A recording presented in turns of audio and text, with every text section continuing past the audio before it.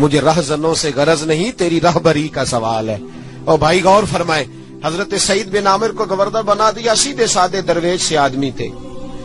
کچھ مہینوں کے بعد حضرت عمر خود ان کے صوبے میں پہنچے، جامع مسجد میں سب لوگوں کو جمع کیا۔ جب سب لوگ جامع مسجد میں جمع ہوئے تو حضرت عمر فاروق نے فرمایا اپنے گورنر کے بارے میں بتاؤ کیسا ہے۔ یہ ہے جمہوریت۔ ادھر دیکھیں جی، میری بات پہ توجہ فرمائیں، یہ جمہوریت ہے۔ گورنر سامنے کھڑے، فرمایا بتاؤ گورنر کیسا ہے؟ تو لوگوں نے کہا 4 شکایتیں ہیں گورنر صاحب سے۔ اس کو حضرت ابن جوزی علیہ رحمہ نے نقل فرمایا، 4 شکایتیں۔ کون سی؟ کا پہلی شکایت یہ ہے کہ گورنر صاحب جب شروع میں گورنر آئے تھے تو فجر کی نماز کے بعد ہی لوگوں کی بات سننے لگتے تھے، اب نماز پڑھ کے گھر جاتے ہیں، 9-10 بجے واپس آتے ہیں۔ دوسری شکایت یہ ہے کہ ہفتے میں 1 دن ملتے نہیں۔ تیسری شکایت ہے صرف دن کو ملتے ہیں، رات کو نہیں ملتے۔ اور چوتھی شکایت یہ ہے کہ کبھی کبھی رونے لگتے ہیں اور بے ہوش ہی ہو جاتے ہیں۔ آپ نے عجیب دیوانہ گورنر بنا دی۔ حضرت عمر نے حضرت سعید بن عامر کی طرف، بول بھئی تیری شکایات ہے۔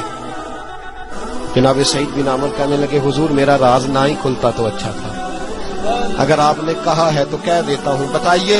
فرمایا تیری پہلی شکایت ہے کہ تو فجر کے بعد گھر جاتا ہے، 9-10 بجے آتا ہے۔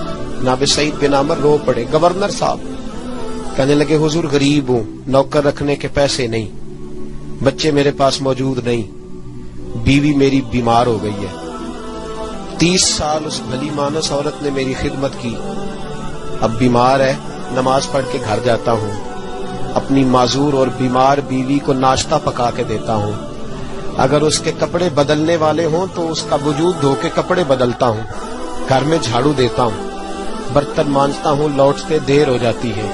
کہتے ہیں حضرت عمر پہلے جواب پہ سختہ کاری ہو گیا، کہ تیری دوسری شکایت یہ ہے کہ ہفتے میں 1 دن ملتے نہیں۔ تو سعید بن عامر عرض کرنے لگے حضور کرتا میرے پاس ایک ہی ہے، ہفتے میں 1 دن دھو کے خشک ہونے کو ڈالتا ہوں، بیوی کے کپڑے پہن کے بیٹھا رہتا ہوں، ٹھنڈ کا موسم ہے، اثر وہیں ہو جاتی ہے۔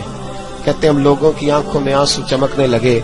کہا تیری تیسری شکایت یہ ہے کہ تو دن کو ملتا ہے رات کو نہیں ملتا۔ تو رونے لگے، داڑھی ہاتھ سے پکڑ لی، کہنے لگے حضور دیکھیں کوئی بال کالا تو نہیں نا، ساری سفید ہو گئی ہے، پتہ نہیں رب کریم کب بلا لے گا۔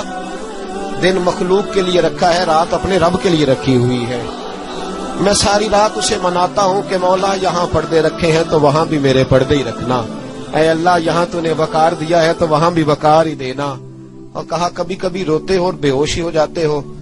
کہنے لگے حضور بہت پختہ عمر میں کلمہ پڑا تھا، 40 سال کا تھا جب کلمہ پڑا، جب 40 سال کے گناہ یاد آتے ہیں تو رو پڑتا ہوں، سوچتا ہوں کہ میں تو 1 ہفتے کا حساب نہیں دے سکتا، 40 سالوں کا کیسے دوں گا حضور؟ پھر مجھ سے برداشت نہیں ہوتا، پھر تڑپ جاتا ہوں۔ جب چاروں باتیں کہیں تو پھر رونے لگے، کہنے لگے حضور اب میری سزا کا بھی اعلان کر دیں، اب میرے پردے کھلے تو سزا کی بات بھی کریں۔ حضرت عمر نے ہاتھ اٹھائے اور کہا اے اللہ میرے محبوب کی امت کو کچھ ایسے گورنر اور بھی عطا فرما۔ اپنے آپ کو سنوارے، اپنے آپ پہ توجہ دیں۔